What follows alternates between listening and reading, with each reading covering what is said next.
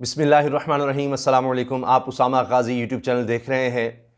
Media में मुसलसल बात हो रही है बिलावल भुट्टो जरदारी साहब के इंटरव्यू की, जिसमें उन्होंने नवाज शरीफ साहब और उनके बयानी का बेड़ा ही गर्क कर दिया है। लेकिन बहुत कम लोग इस बात पर तवज्जो दे रहे हैं कि बिलावल ने जो जनरल रिटायर्ड अब्दुल कादिर बलोच वाला जो कार्ड खेला है वो कितना नून लीग के लिए ख़तरनाक है और कितना बड़ा एक कदम है, और उस पर तवज्जो इतनी नहीं दी जा रही। वजाहतें दी जा रही हैं, नहीं ये मतलब नहीं, पीडीएम अब भी कायम है। लेकिन जो अब्दुल कादिर बलोच साहब ने बात कर दी है उसके बाद सब पता लग गया है कि अब तो बिलावल ने कमाल गेम कर दी है नवाज शरीफ साहब के साथ और मरीम साहबा के साथ के। इसके बावजूद कि नवाज शरीफ साहब का तजर्बा बहुत ज़्यादा था, लेकिन जो गेम वो बिलावल भुट्टो जरदारी साहब की वालिदा के साथ करते रहे, बिलावल ने उसका बदला ले लिया है। इस बारे में हम तफसील से बात करेंगे। और मरियम नवाज साहिबा 5-5 लाख रुपया जिनसे मांग रही थी, 300 वो कौन लोग हैं, और सिर्फ 12 ने क्यों दिया 5 लाख रुपया, और उनमें से भी 12 ने सब ने 5-5 लाख नहीं दिया, किसी ने 2 लाख भी दिया। ये क्या ज़रूरत पड़ गई मरियम साहिबा को, और जो उन्होंने खुदकुश हमला नून लीग पर कर दिया है, लिस्टें क्या मंगवा ली हैं, ये लिस्टें किस लिए मंगवाई गई हैं, किन लोगों की मंगवाई गई हैं, और उसके बाद क्या कोहराम मचने वाला है नून लीग में। तो वो सुंजियां हो जन गलियां ते विच मिर्ज़ा यार फिरे वाला हिसाब होने लगा है। इस पर भी बात करेंगे। और चीफ जस्टिस ऑफ पाकिस्तान ने वाज़े तौर पर खरी खरी सुना दी हैं जो बातें की जा रही थी जुडिशरी में बगावत करने के लिए, तफरीक पैदा करने के लिए, किसी की तारीफ़ और किसी को बुज़दिल दिखाने के लिए, उसका भी उन्होंने भरपूर जवाब दे दिया है चीफ जस्टिस ऑफ पाकिस्तान ने। इस पर हम बात करेंगे। और आखिर में इमरान खान साहब वज़ीर-ए-आज़म पाकिस्तान ने मियाँ नवाज शरीफ का सारा प्लान और जो वो चालें चल रहे थे उसके बारे में क्या कहा है, और कितने ज़्यादा वो मुतहरिक नज़र आ रहे हैं और कॉन्फिडेंट नज़र आ रहे हैं इस सारे मामले पर, उस पर भी हम बात करेंगे। तो पहले बात करते हैं बिलावल भुट्टो जरदारी के इंटरव्यू की, जो इस वक्त हर जगह ज़ेर बहस है। बीबीसी को उन्होंने इंटरव्यू दिया और उसमें जो चीज़ हाईलाइट हुई वो ये थी कि बिलावल भुट्टो जरदारी साहब ने कहा कि मियाँ नवाज शरीफ ने जो DGISI का नाम लिया, आर्मी चीफ का नाम लिया, वो PDM की पॉलिसी नहीं थी, ना ये चीज़ डिसाइड हुई थी। एस्टेब्लिशमेंट को ज़रूर कहना था, लेकिन इस तरह से नाम लेना ये ना पीपल्स पार्टी की पॉलिसी है और ना ही ये PDM की पॉलिसी। ये मियाँ नवाज शरीफ की अपनी ज़ाती राय है और वो पीपल्स पार्टी से मुख्तलिफ है। लेकिन इससे भी बढ़कर जो बात हुई है, जहां पर उन्होंने नवाज शरीफ को उड़ा कर रख दिया है, बेड़ा ही गर्क कर दिया है उनकी सारे बयानिए का, और उनको बुरी तरह से एक्सपोज कर दिया है मियाँ नवाज शरीफ को, जिससे वो कभी नहीं निकल पाएंगे, उठ ही नहीं सकेंगे। ये बात अल्हम्दुलिल्लाह, इंशाअल्लाह आप ये बात नोट कर लीजिए, लिख लीजिए जो मैं अर्ज़ कर रहा हूं, कि इस बात से नवाज शरीफ निकल नहीं सकेंगे जो पत्ता बिलावल ने खेला। बिलावल ने कहा क्या है? बिलावल भुट्टो ने कहा है कि नवाज शरीफ के पास सबूत होंगे, मुझे उम्मीद है, वो कहते हैं कि सबूत होंगे इन चीज़ों के, कि जो वो कह रहे हैं कि जो मिसाल के तौर पर जो इलेक्शन में रिगिंग का इल्ज़ाम लगा रहे हैं आर्मी चीफ पर और DGISI पर, तो इसके नवाज शरीफ के पास सबूत होंगे। वो 3 दफ़ा वज़ीर आज़म रह चुके हैं, तो उनके पास सबूत होंगे। फिर कहते हैं मैं मुंतज़िर हूं उन सबूतों का। बिलावल भुट्टो भी मुंतज़िर हैं, पूरी कौम भी मुंतज़िर है। और ये अभी 2 माह पहले तक तो कोई ऐसी बात नहीं थी नवाज शरीफ के पास। ये क्या 2 माह में ही, पिछले कुछ 2 माह में उनके पास सबूत आ गए हैं? जुबैर साहब को इनकार मिलने के बाद तब सबूत आए हैं। बहरहाल वो सबूत कहां से आएंगे, कौन लाएगा, कहां हैं वो सबूत कि आर्मी चीफ ने और DGISI ने जनाब इलेक्शन में मैनिपुलेशन की, रिगिंग की? तो ये तो अब 2.5 साल हो गए इलेक्शन को, किसी अदालत में किसी जगह नहीं लेकर गए, और जुबैर साहब ने तो लुटिया ही डुबो दी ये कहकर के जी ये कोई अदालत थोड़ी है। बिलावल के इस बयान पर उन्होंने, यानी नवाज शरीफ के तर्जुमान, मरीम साहबा के तर्जुमान ने ये बात कही है कि जी ये बिलावल की ज़ाती राय है और ये कोई अदालत थोड़ी है कि हम सबूत दें। यानी आपको सबूतों की ज़रूरत, ये जलसे हैं, मलाइन करो इदारों को, आर्मी चीफ के खिलाफ बोलो, DGISI के खिलाफ बोलो। और उनका जो सब्र था, उनकी जो स्ट्रेटजी थी इदारे की, वो बड़ी कामयाब रही है कि किस तरह से ये लोग एक्सपोज हो रहे हैं। अब मैं आपको ये भी बताऊंगा कि बिलावल भुट्टो जरदारी साहब का प्लान क्या है, वो चाह क्या रहे हैं, क्या चीज़ें चाह रहे हैं और उन्होंने बदला क्या लिया है। अच्छा, अब ये देखिए कि जुबैर साहब का ये कहना, इसका मतलब है उनके पास कोई सबूत नहीं है इस चीज़ के, बस ये ऐसी बातें हैं हवा में। तो इससे तो मियाँ नवाज शरीफ तो बस उड़ गए। अब वो कभी कोई सबूत ना तो है ना ला सकते हैं, और होते तो वो यकीनन पहले ले आते, अदालतों में पहले चले जाते, कोई तो बात करते, अगर उनके साथ इतना बड़ा ये सारा मामला हो गया है तो एक तो ये चीज़ आ गई। फिर देखिए कि अब्दुल कादिर बलोच साहब वाला मामला, जनरल डायर अब्दुल कादिर बलोच, मुस्लिम लीग नून के बलूचिस्तान के सदर, उनको बिलावल भुट्टो ने, आसिफ अली जरदारी साहब ने ऑफर कर दिया कि आप पीपल्स पार्टी ज्वाइन कर लें। नून लीग बलूचिस्तान का सदर जो कह रहा है कि मैं छोड़ चुका हूं नून लीग, और नून लीग उनको अब कह रही है कि जी जाना चाहते हैं जाएं, तो बलूचिस्तान की अहम तरीन शख्सियत को पीपल्स पार्टी ऑफर करिए हमारे पास आ जाए। इसका क्या मतलब है? इसका मतलब है कि बिलावल भुट्टो जरदारी इन रोड्स बना रहे हैं नून लीग में। जो जो लोग नून लीग को छोड़ेंगे या नून लीग अगर उनको निकालती है तो पीपल्स पार्टी के दरवाजे खुले हैं, इससे वो पंजाब में भी जगह बनाएंगे। अभी तो पीटीआई वर्सेस पीएमएलएन है पंजाब में, तो बिलावल यहां भी इन रोड्स बनाना चाहते हैं। अब भी अगर किसी को शक है कि वो आए बाएं शाएं करने, जी पीडीएम नहीं, बिलावल का ये मतलब नहीं, वो मतलब नहीं, उनके अमल से देख लें तो पाकिस्तान पीपल्स पार्टी भी देख रही है कि अब ये तो लुटिया डबो दी है मरियम ने, खुदकुश हमला कर लिया है उनके वालिद साहब ने भी सियासी तौर पर, और मरियम ने भी। तो अब इसमें से जो जो बचता है, जो जो निकल सकता है निकालो, दौड़ अपनी अपनी है।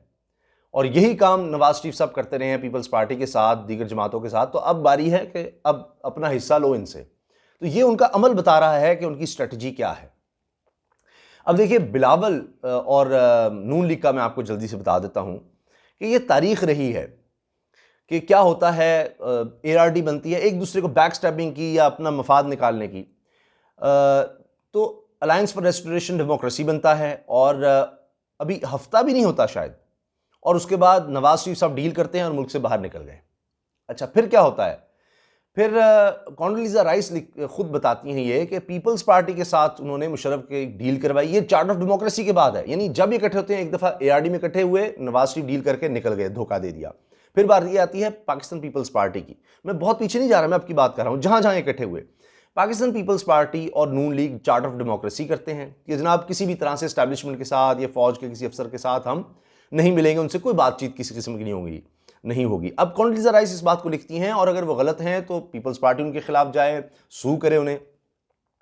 अच्छा, अब होता क्या है कि इधर से फिर मुशर्रफ साहब के साथ डील की जाती है चार्ट ऑफ डेमोक्रेसी साइन होने के बाद, और उसी चक्कर में फिर कि उसमें अमेरिका इन्वॉल्व होता है, एनआरओ मिलता है, रास्ता मिलता है, जिसमें फिर पाकिस्तान पीपल्स पार्टी के साथ मोहतरमा बेनज़ीर भुट्टो वापस आती हैं। अब ये किससे हो रहा है? मुशर्रफ से हो रहा है, जबकि चार्ट ऑफ डेमोक्रेसी में लिखा है ऐसा कुछ नहीं करेंगे हम कभी भी, फौज के साथ या इस्टेब्लिशमेंट के साथ कुछ नहीं करेंगे।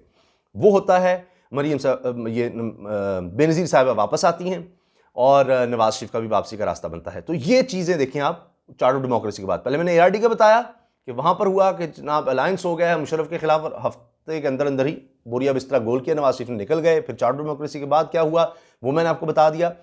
आगे आते हैं तो फिर नवाज शरीफ फिर इसी तरह से इस्टेब्लिशमेंट के साथ मिलकर 2008 के इलेक्शंस में मामलात करते हैं, और फिर 2013 में भी ये काम करते हैं। फिर आप आगे देखिए कि किस तरह से नवाज शरीफ इन्वॉल्व करते हैं ये जो वकला तहरीक है उसमें। ये इफ्तिखार चौधरी की रजिस्ट्रेशन में नवाज शरीफ ने फिर इस्टेब्लिशमेंट को इन्वॉल्व किया। फिर उस वक्त कियानी साहब को, जनरल कियानी को इन्वॉल्व किया, इशफाक परवेज़ कियानी को। अच्छा, अब तो सिर्फ इलेक्शन से पहले तक, ये 2018 के इलेक्शन की बात कर रहा हूँ, शहबाज शरीफ साहब ने खुद इंटरव्यू दिया सुहेल वड़ाइच साहब को, जिस पर वो कायम है कि खुद शहबाज शरीफ ने बाद में कहा जी ऑफ द रिकॉर्ड थी, जबकि ऑफ द रिकॉर्ड बातें जो थी वो ऑफ द रिकॉर्ड थी, वो शहबाज शरीफ ने कही थी, और सुहेल वड़ाइच साहब ने लिखा कि वो मैंने, चूंकि ऑफ द रिकॉर्ड थी, वो मैंने लिखी। तो शहबाज शरीफ साहब क्या कह रहे थे, 2018 के इलेक्शन से महीना 2 महीने पहले तक तो हम मिल रहे थे इन इस्टेब्लिशमेंट से, और काबीना के नाम डिस्कस हो रहे थे, और शहबाज शरीफ शायद वज़ीर आज़म के लिए थे, और काबीना के नाम डिस्कस हो रहे थे क्या होगा। तो ये तब तक ये सारी डीलें शीलें करने की कोशिश करते रहे। फिर अब ये 2 महीने पहले तक देखिए मोहम्मद ज़ुबैर साहब जाकर मिलते रहे, क्या होता रहा वो सब देख लीजिए। तो ये मैं बताना चाह रहा हूं कि ये होता रहा है, और मियां नवाज शरीफ ने बेनज़ीर को माजी में इस्तेमाल किया। अब बिलावल ने वही कार्ड खेला है और बदला ले लिया है, और अब वो नवाज शरीफ साहब को किस तरह से वो माइनस कर रहे हैं। बिलावल चाहते हैं 4 चीज़ें, दौड़ अपनी अपनी है कि जो पहले डील कर जाएगा, जो पहले मामला तय कर लेगा, जिस तरह माजी में होता रहा है, तो वही बेहतर रहेगा। बिलावल चाहते हैं एक तो ये कि गिलगित बल्तिस्तान में जो इलेक्शन है उनमें उनको फ़ायदा मिले। दूसरा, वो चाहते हैं कि जो केसेस हैं उनके और उनकी जमात के ख़िलाफ़, जरदारी साहब के ख़िलाफ़, वो ज़रा लिंगर ऑन होते रहें। तीसरा ये कि 18वीं तरमीम, ये आप जज़ीरों का भी आप सुन रहे हैं, उसमें कोई चीज़ ना की जाए, हमें सिंध में बिल्कुल खुलकर खेलने का मौका मिले। चौथा यह कि कराची में हमें कुछ दिया जाए, कुछ हिस्सा मिल जाए, वहाँ से बिल्कुल पीपल्स पार्टी फारिग हो गई है। तो ये 4-5 चीज़ें हैं, ये 4 बुनियादी चीज़ें हैं जिस पर पीपल्स पार्टी नेगोशिएट करेगी और मामलात करेगी और करना चाहती है। क्योंकि सबसे ज़्यादा लूज़र ये जो सारी बातें हो रही हैं जी, लॉन्ग मार्च होगा, इस्तीफे देंगे, ये सब कुछ, उसमें तो पीपल्स पार्टी ही खोएगी। क्या सिंध के अलावा कहीं उसको मिल जाएगा? वही तो हुकूमत में है पीडीएम के, अगर देखा जाए तो वो खोकर दोबारा इलेक्शन से उसको क्या हासिल होगा? दोबारा सिंध की हुकूमत ही। सबसे ज़्यादा लूज तो उसने करना है, तो इसलिए वो सबसे कम पर तैयार हो जाएगी। तो डील्स वगैरह और सारे मामला इसी तरह से चलते हैं। अच्छा, अब ये तो बिलावल भुट्टो जरदारी साहब की मैंने बात कर दी आपको। मैं अब जल्दी से चाह रहा था कि मैं 10 मिनट में बात मुकम्मल करूं, मैं माफ़ी चाहता हूं, लेकिन ये बात करनी बहुत ज़्यादा ज़रूरी है कि मरीम साहबा ने जो खुदकुश हमला किया है मुस्लिम लीग नून पर, वो पहले भी कहा जाता है जी कि डॉन लीग से लेकर अब तक सारी बर्बादी की जिम्मेदार मरीम साहिबा हैं। सीनियर पॉलिटिशियन ये कहते हैं, मैंने एमपीज़ भी कहते हैं, चौधरी निसार की भी यही बात थी।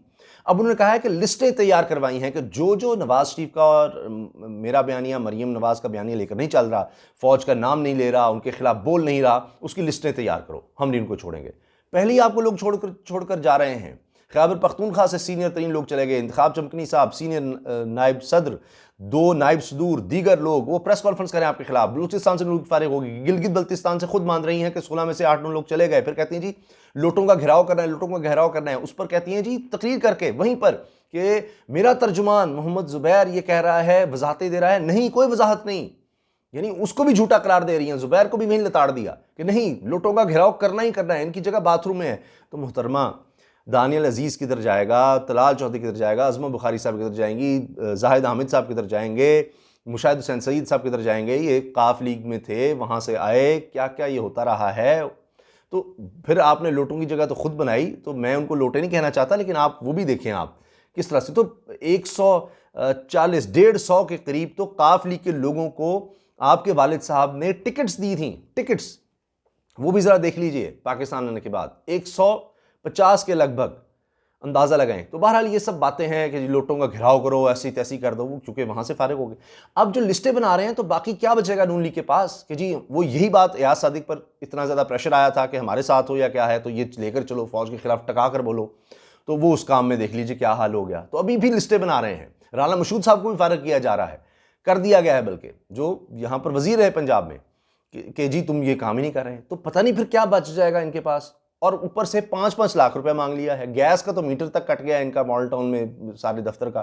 तो ये कह रही हैं कि जी 5-5 लाख रुपया दो। अब तकरीबन सेनेटर्स, एमपीए, एमएनएज, ये सारे मिला मिलू के लोग 300 से ज़्यादा बन जाएंगे। कुछ हारे हुए भी हैं, कुछ जीते हुए, सब लोग। तो पता नहीं सैकड़ों में तादाद, 400-500। लेकिन कितने लोग आए हैं उनमें से, कितने लोग आए हैं? देखिए, पंजाब में एमपीएज हैं, 80 से ज़्यादा एमएनएज हैं, सेनेटर्स हैं, इसके अलावा टिकट होल्डर्स वगैरह सैकड़ों हैं, 500-600 से ज़्यादा होंगे। 12 लोगों ने पैसे दिए हैं, सिर्फ 12 लोगों ने। मैं आपको अंदर की खबर दे रहा हूँ। और उनमें से भी एहसन इकबाल ने सिर्फ 2 लाख दिए, 5 लाख नहीं। राना सनाउल्लाह ने शायद 5 लाख दिए हैं, वो सैफ मुल्क खोकर हैं और दीगर इस तरह के, उन्होंने शायद 5-5 लाख दिए।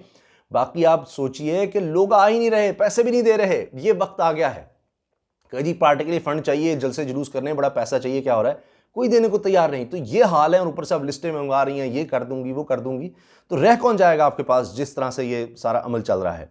अच्छा, अब आप देखिए कि आखिर में मैं अर्ज़ कर दूं, चीफ जस्टिस ऑफ पाकिस्तान ने कह दिया है, सिंध हाई कोर्ट बार से गालिबन उनका खिताब था, उसमें उन्होंने कहा है कि जी ये कहना कि जी कुछ जजेस दलेर हैं और कुछ कमज़ोर हैं, कोई बुज़दिल हैं, ये बहुत गलत बात है।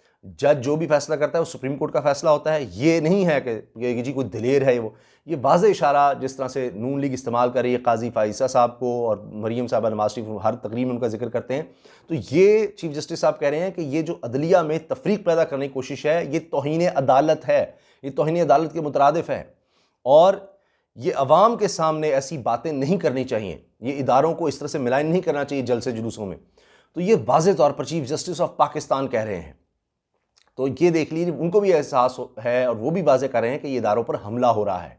तो वहाँ से भी मामला नून लीग का ख़राब हो रहा है। और इमरान खान साहब ने तो वाज़े कर दिया है कि फ़ौज को बगावत पर उकसाया जा रहा है नवाज शरीफ की तरफ से, अपने पैसे बचाने के लिए कि जी आर्मी चीफ के खिलाफ बगावत कर दो। इसकी पूरी तफसील मैं आने वाली वीडियोज़ में बयान करूँगा, ये सारी कहानी है क्या, ज़ाहिर है उनको भी रिपोर्ट्स होती हैं इमरान खान को बतौर वज़ीर आज़म। तो चीफ जस्टिस ने कह दिया कि ये इदारों को, सुप्रीम कोर्ट को ये तबाह करने की कोशिश कर रहे हैं, वहाँ पर बगावत तफरीक के लिए इमरान खान साहब ने भी कह दिया है। और इससे पहले ये चीज़ें वाज़ेह हो रही हैं कि फ़ौज में और दीगर इदारों में ये बगावत करवाने की, सिविल डिसओबीडियंस क्रिएट करने की, इस तरह की हंगामा राई की सूरत पैदा करने की कोशिश कर रहे हैं और अपना हाल आपने देख लिया है। तो लिहाजा उस चीज़ को भांपते हुए बिलावल ने एक रास्ता ले लिया है। अभी और भी बड़ा कुछ होने वाला है, तो जो जो चीज़ें होंगी उस हवाले से मैं आपको इंशाअल्लाह आगाह करता रहूँगा। अल्लाह हाफ़िज़। पाकिस्तान जिंदाबाद।